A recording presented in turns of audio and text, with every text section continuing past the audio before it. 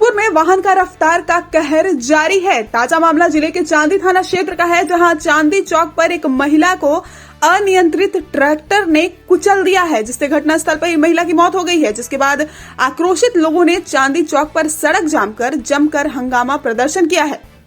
वहीं घटनास्थल पर पुलिस भी अभी पहुंची है।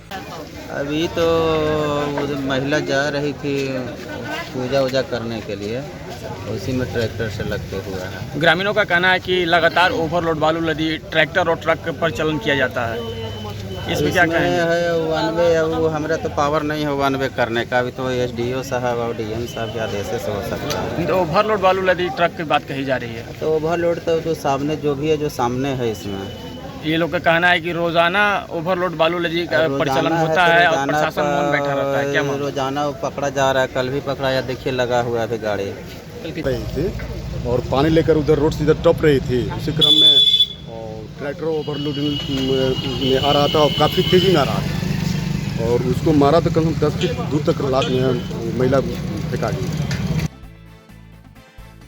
भोजपुर न्यूज के लिए कोइलवर से रुपेश कुमार की रिपोर्ट।